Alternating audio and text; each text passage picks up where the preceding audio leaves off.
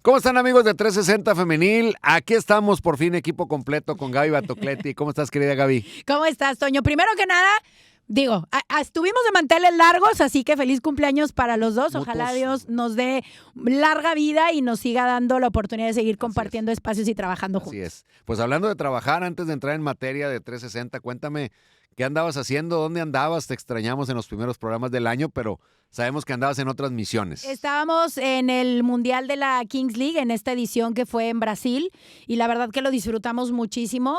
Si bien es cierto, con Perú, que fue con el equipo que me tocó en esta ocasión trabajar, no fue el mejor de los torneos. Creo que al final de cuentas, pues uno elige, ¿no? ¿Qué cosas aprender, qué cosas no volver a hacer? De los errores también se aprende muchísimo, así que un país más que nos toca conocer, y yo creo que eso enriquece mucho también, ¿no? La vida de cada uno. ¿A qué ciudad fuiste de Brasil? El torneo fue en Sao Paulo, Ajá. pero cuando el equipo queda fuera, fuimos unos días a Río de Janeiro a conocer, que teníamos ahí el Cristo Redentor en la bucket list y ya lo palomeamos, y también el Maracaná, también ya está palomeado, otro estadio más. Bueno, qué bonita experiencia, porque esta actividad, tanto el deporte como el periodismo, pues nos permite ir a lugares que a lo mejor en otras circunstancias no iríamos, ¿no? Que no elegiríamos Yo tampoco. a lo mejor nunca hubiera ido a Moscú, o nunca me hubiera tomado el tiempo de ir a Moscú, y es una ciudad maravillosa, un país del que aprendes mucho, como tú dices. Brasil ni se diga, todos esos lugares, Copacabana, todo eso,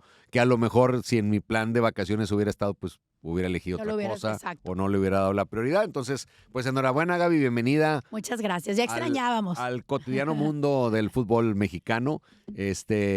Arrancamos el torneo, ahí van los equipos, yo creo que no hay demasiadas sorpresas. Lo que sí, sigue habiendo sorpresas en el tema de contrataciones, sigue habiendo movimientos. A mí me llama mucho la atención, y lo hemos platicado en otras ocasiones, Toño, el hecho de que sigan recorriendo las fechas para seguir dando de alta jugadores y jugadoras, porque esto no es específico de la Liga Femenil, pero sí me llama mucho la atención que, teniendo en la actualidad en prácticamente todos los clubes de la Liga Mexicana, en ambas ligas, ya departamentos de inteligencia, de análisis deportivo, tengamos que estar todavía en fecha 2, fecha 3 dando de alta jugadores y jugadoras. Me parece injusto en muchísimos sentidos, pero yo creo que el principal es: tú tienes una jugadora, un jugador que arrancó pretemporada, que está teniendo minutos como titular, que hizo todo el proceso, digámoslo así, y resulta que en la jornada 3 traes otro jugador, otra jugadora, y todo lo que tú viniste trabajando, pues se va al banco, ¿no? Entonces, me parece como, no lo llamaría una falta de respeto, pero al final de cuentas es una mala programación para mí, es una mala logística, es una mala organización, porque yo creo que para la última jornada de tu torneo anterior, tú ya tienes visible en qué zona necesitas un jugador, una jugadora, qué zonas son las que tienes que reforzar, y ya para cuando tú arrancas tu pretemporada, yo como entrenador, a mí me encantaría tener a mi equipo completo para poder trabajar, y en base a eso, pues que cada quien con su trabajo se fuera ganando su lugar. Sí, fíjate que tocas un tema muy interesante, porque hay muchas variables que inciden en esto. Yo creo que algo que obviamente marca todo es cómo se han ido recorriendo las fechas de cierre de registros. Yo me acuerdo que antes, el viernes en la noche o el jueves en la noche, 12 de la noche. a las 12, previo al primer día de actividad de cualquier liga, se cerraban los registros. El problema es que, como hay otras ligas, sobre todo las europeas, que arrancan un poco después y tenían cierres de registros movidos, México quedaba en una desventaja. Porque, ¿qué pasa? Tú vas por un juego europeo que a lo mejor se quiere quedar en Europa y dice, pues yo me espero hasta la última semana de registros para ver si consigo quedarme en Europa, y te doy respuesta a ti, México, pues cuando ya seas mi última opción, para bien o para mal, así es. Y muchos acaban viniendo porque ya no consiguieron una mejor propuesta. Entonces eso también lo vuelve complicado, pero coincido contigo, es injusto. Y deportivamente, ¿qué pasa?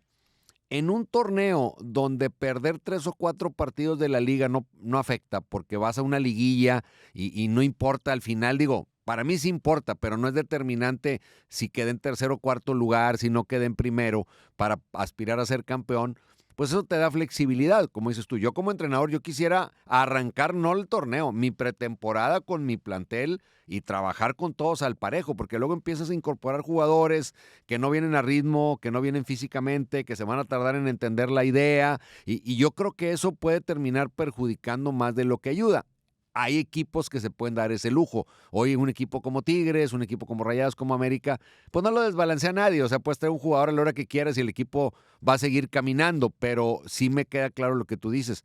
Puede ser, no es lo ideal y puede resultar, pues yo sí le pondría el término de injusto para el futbolista que hizo toda su tarea y que reportó a tiempo y que trabajó a tiempo y con el que has venido trabajando. Y al final de cuentas, Toño, esos problemas de vestidor que parecen cosas chiquitas son las que después se vuelven grandes y después se ve reflejado dentro del terreno de juego. A mí, digo, la verdad es que no termino de entender porque creo que hemos avanzado muchísimo en otras cuestiones y en estas seguimos teniendo ese problema. Yo me acuerdo que en las épocas de antes, por ahí 1 o 2 jugadores que venían del extranjero sí tenían por ahí el permiso de reportar 2 o 3 días después, pero tú prácticamente tenías todo tu plantel listo para empezar a trabajar, que al final de cuentas es lo ideal, que tú en tu pretemporada ya tengas todo el plantel listo para que tú puedas empezar a tomar decisiones como entrenador de, ok, mi base, mis 11 van a ser ellas o ellos, en el caso de la varonil, y después, bueno, tengo estas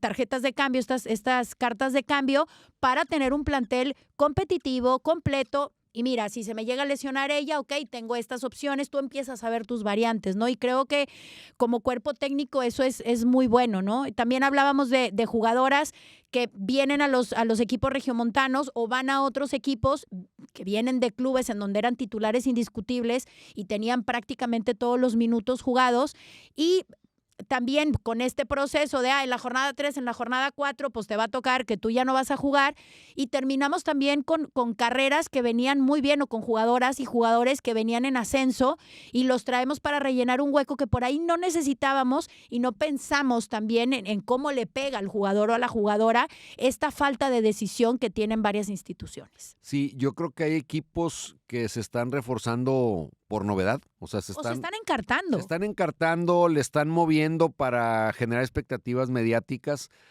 que no requieren en muchos de los casos los refuerzos, pero que, a ver, si yo traigo un refuerzo europeo, pues tiene que jugar. Claro. Ni modo que lo deje en la banca, tiene que jugar. Entonces, a lo mejor, pues no sé si sea mejor o no que quien está, pero sí le estoy quitando la continuidad y es ya casi un desplazamiento automático. O sea, yo traigo un jugador o jugadora a Europa, pues va a ir primero que el que ya estaba. Claro, y sobre eso, todo por la inversión. Y eso no termina siendo bueno y, como bien dices, puede repercutir en vestidor.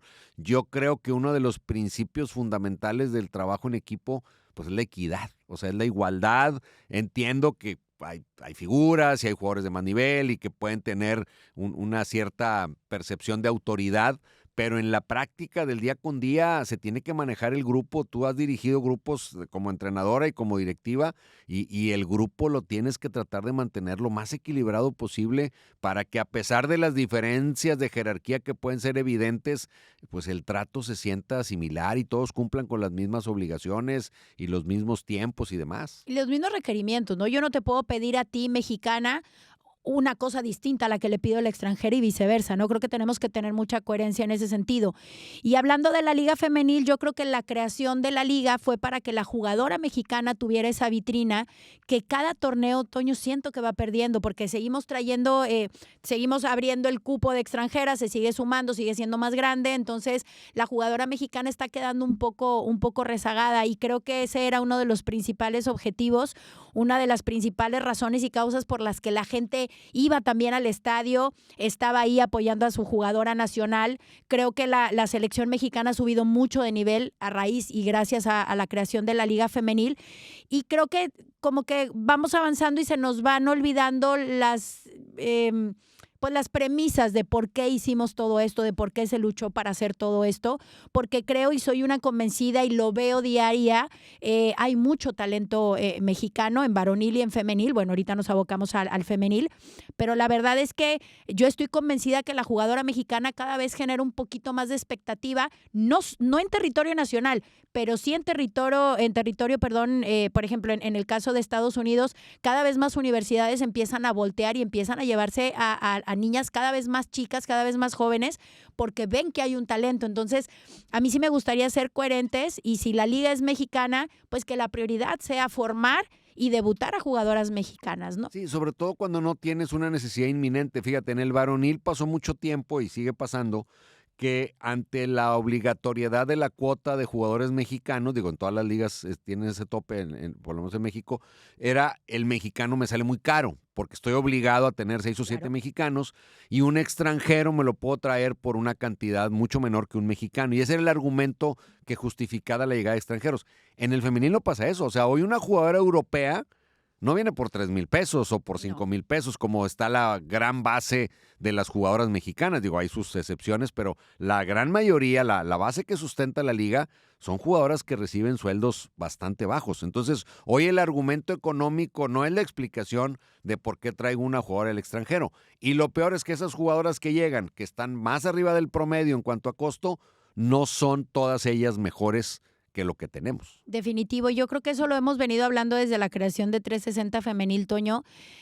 No el hecho de tener un pasaporte distinto significa que tengas calidad. Y nos encanta que vengan jugadoras extranjeras, pero yo creo que la jugadora extranjera tiene que ser distinta, tiene que tener algo que la jugadora mexicana no me da, para yo también mantener ese equilibrio dentro del vestuario que tú mencionabas hace rato. O sea, yo jugadora sé que ella va a cobrar más que yo porque tiene un talento que yo no tengo. Innegable, tiene que ser innegable. Pero si yo me sé talentosa y sé que soy talentosa y llevo 3, 4 años en la liga con una regularidad importante y viene alguien que no está a la misma altura que yo, pero cobra más y está ocupando mi lugar, sí empieza a generar una molestia, una intranquilidad adentro del vestuario que después termina viéndose reflejada. Entonces yo creo que tenemos que volver a las bases del porqué de la creación de la liga, de a la hora de tomar decisiones como aumentar el número de extranjeras, como poner un tope salarial, como yo no lo sé, pero claro que a mí como jugadora sí me afectaría el hecho de decir, a ver, yo estoy jugando por la mínima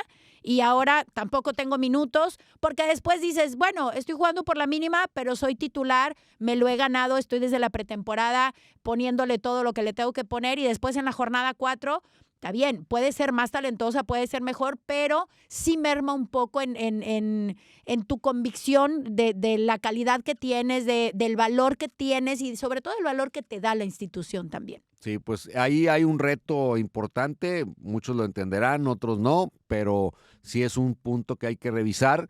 Yo creo que nadie debe jugar por decreto, pero aplica para todos. Es decir, Claro. ni la mexicana tiene que jugar si no es buena, pero tampoco la extranjera. Y a veces el cartel extranjero nos hace voltear, nos hace que tenga una prioridad que no siempre tienes ganada y que afecta la competencia y afecta el ambiente de los vestidores, pero sin lugar a dudas. Y yo creo, Toño, que tienes razón, han venido extranjeras muy buenas, pero también han venido extranjeras muy promedio.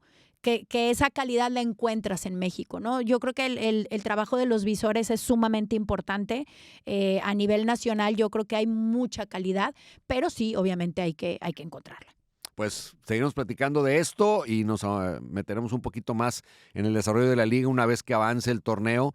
Creo que ha empezado dentro de lo típico, quizá este empate de Amazonas con León pues no estaba muy en el presupuesto, pero en general creo que las primeras jornadas, aquí lo estuvimos reseñando cuando tú andabas allá en el Mundial, pues ganaron por goleada las Rayadas y ganaron por goleada las Amazonas y el América, en fin, creo que en general los equipos van cumpliendo con la expectativa en un torneo que empezó muy pronto y que con todo este tema del Mundial pues también se va a acabar muy rápido. Definitivo, y hay que esperar cuáles van a ser los cambios también dentro de la Liga Femenil para el próximo semestre. Eso va a ser, hay que seguirlo muy de cerca. Pues nos vemos en la próxima, Gaby. Nos vamos, Toño. Pásela bien.